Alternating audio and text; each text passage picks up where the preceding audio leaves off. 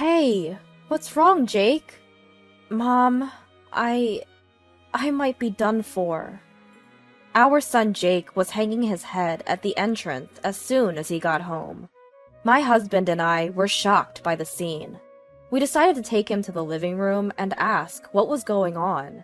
He seemed to come alone today. I wondered where his wife Laura was. But the reason Laura was absent became clear when we heard his story. After a while, Jake regained his composure. My husband and I waited for Jake to speak.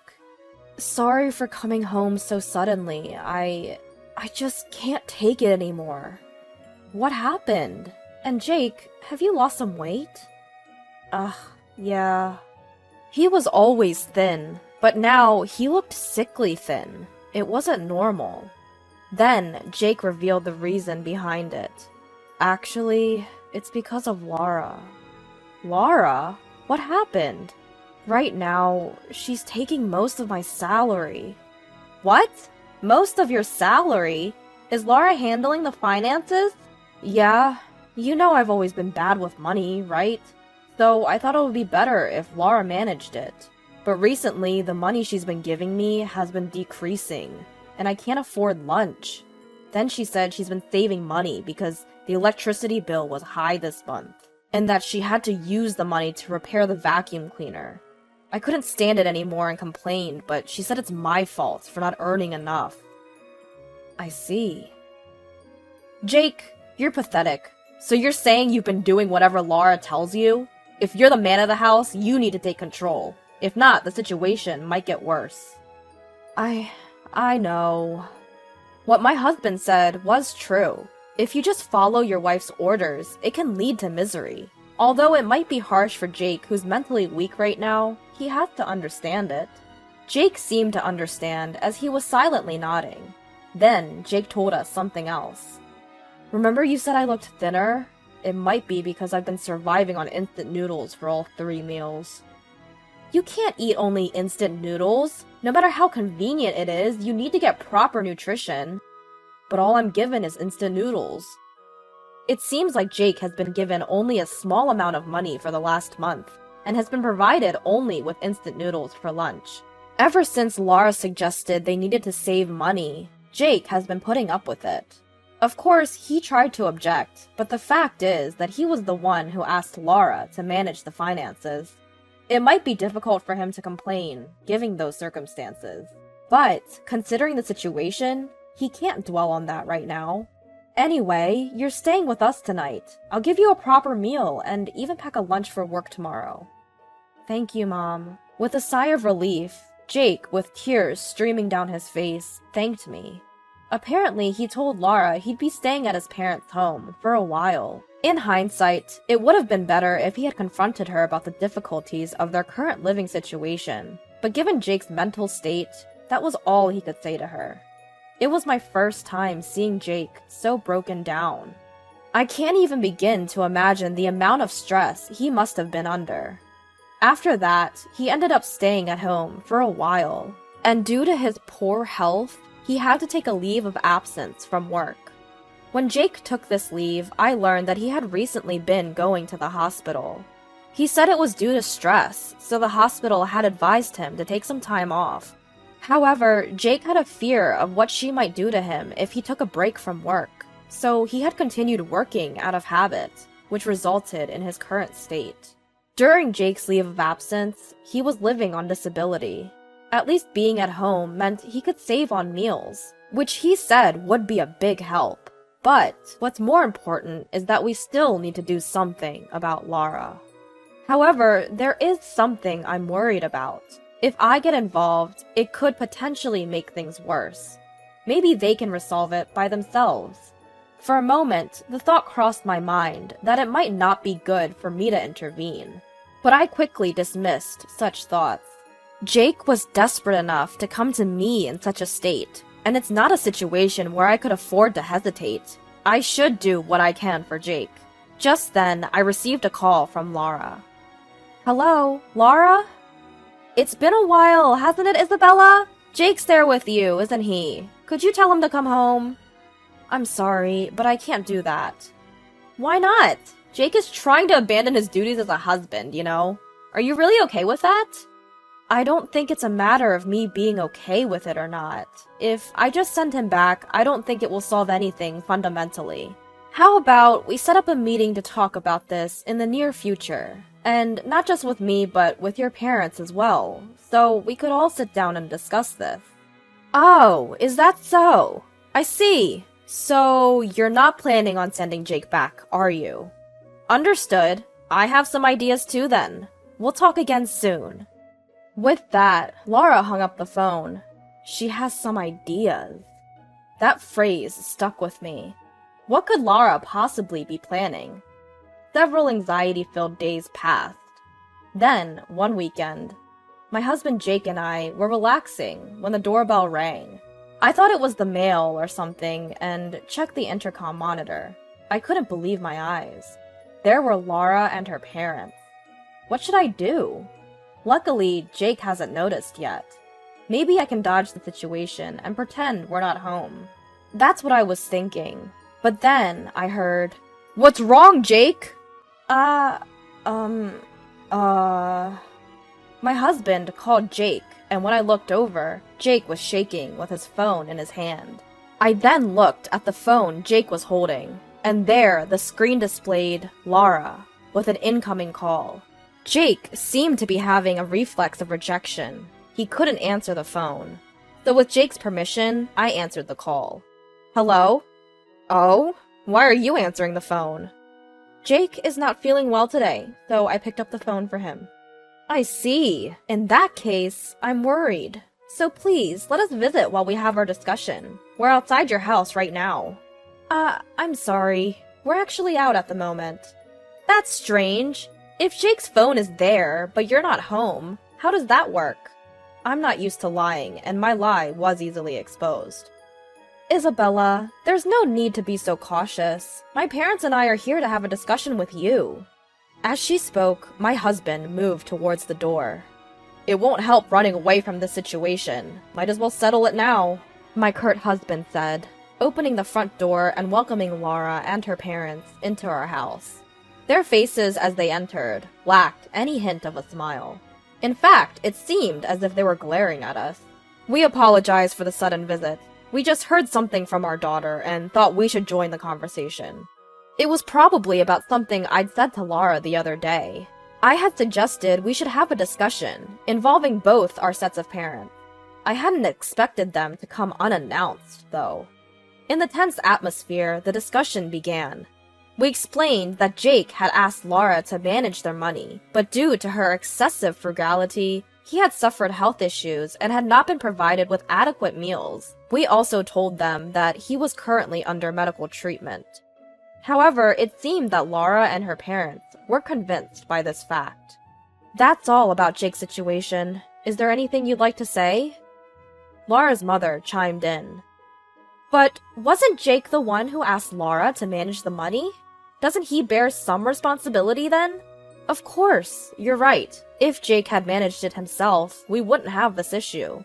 But don't you think surviving on instant noodles for all meals is a bit much? That's none of our business. Maybe it couldn't be helped in order to save money. Is that true, Laura? Yes, it is. I never waste money, but Jake often buys a lot of unnecessary things. What? I didn't buy anything. Stop lying, Jake. She laughed.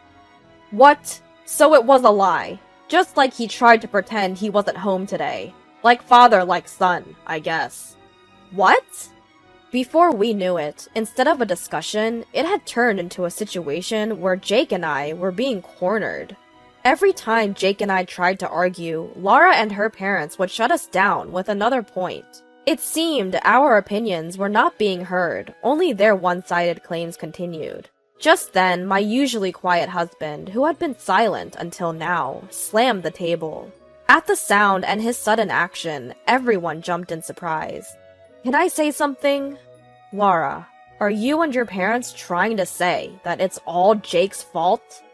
I'm not saying that. I just think that if they are a couple, then they should lay everything out on the table and have a good, honest discussion. Then they might be able to get along again. Lay everything out. I see. I understand. you might be right. What? I'll talk to Jake again here. So, would you be willing to set up another discussion on a different day? I think everything will be clear by then. It seems you're a reasonable man, sir. Alright, I apologize for my previous rudeness.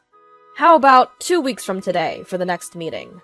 I don't think it's good to leave it too long. Sounds good. That will be sufficient.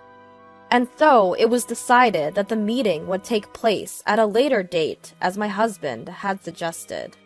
After the three of them had left, I turned on my husband furiously. Why would you say such a thing? It's as if you're admitting that Jake is in the wrong.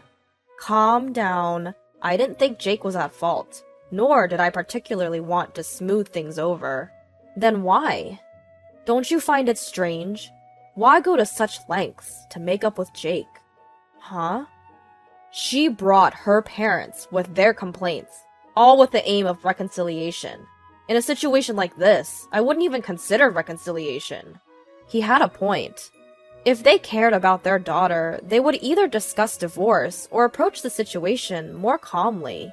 Perhaps there was another objective. As I pieced together the situation, I realized one thing. What makes Jake so essential to Laura and her parents? The first thing that came to mind was money. From what Jake had shared, he had a pretty decent salary. However, he couldn't go against Laura, so he wasn't able to get allowances or such. In that case, Laura and her parents might be depending on Jake's money. But recently, he had switched to disability benefits and had a separate account for his salary. If that's the case, they must be in trouble. Perhaps they made contact because they wanted Jake to come home quickly and secure his salary. After discussing with my husband, we reached that conclusion and immediately told Jake. Jake, if this continues, you'll be drained by that family. I think it's better to make a decision before that happens. I'm sorry, but this is something only you can decide. So think it over carefully. I understand. It was a hard decision, but Jake also had to move forward. Making decisions for oneself is crucial. About a week later, Jake came to a conclusion. Mom, Dad, I'm getting a divorce. My husband and I embraced Jake, honoring his decision and the courage it took. It wasn't an easy thing to do. He must have thought about various things. Whether this is the right decision or not, we don't know. But we will understand as we continue to live. At least, I thought it was a good decision. Then, we started helping Jake prepare for the divorce. We had to push the meeting back a little because it didn't seem like we would make it in 2 weeks. So, we told Laura's family. They made some snide remarks, but knowing that this relationship would soon be over made it bearable. Once everything was ready, we sat and waited for their call. Then, Laura and her father came to our house right away. What's this all about? I didn't hear anything about a divorce mediation. So, this is why you wanted to postpone the meeting. What a joke! Let me tell you, I'm not attending any of this mediation. My daughter will never get a divorce. Laura and her father were furious. It was a natural reaction since they thought there would be no divorce. But the wheels were already in motion. There was no stopping it now. Please, calm down, both of you. Our decision to divorce will not change. Please, leave now. You! Could you please stop? Besides, didn't you say you were going to lay everything out in the open? You're hiding something from us, aren't you? Like how you're taking Jake's money through your daughter. What are you talking about? Stop the poor excuses. We have all the information. It was a bit costly, but we had a detective investigate you. You quit your job last year, didn't you? You're living a pretty comfortable life, aren't you? Taking it easy with a job and living on Jake's money. You have your retirement savings, and there's no problem as long as you keep leeching off Jake. I'm sorry. Then my husband lost his temper. What good does apologizing do now? You've been using the money Jake earned through hard work for your leisure. There's no way I'd ever accept your apology. Laura, you too. If you wanted to help your father after he quit his job, why didn't you use your own money? Using someone else's money for that. Are you some kind of fraudster? Uh, um... Just get out. I don't want to breathe the same air as you for even a moment. Just get lost! With my husband's roar, Laura and her father quickly left. At that moment, it became clear that my husband was the angriest about this whole matter. And so, this incident came to a close. In the mediation that followed, we hired a lawyer and successfully got the divorce. Although not for the full amount, some repayment obligation was established, and Laura's family was ordered to pay.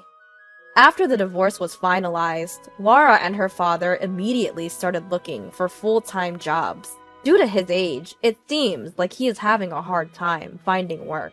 Laura is balancing a day job and a night job, literally working without a break. Since then, Jake's condition has improved, and he's returned to work. I was torn about how much I should help this time, but I now think it was good that I did. I want my child to be healthy after all. I don't know what the future holds, but I want Jake to know that he always has two allies.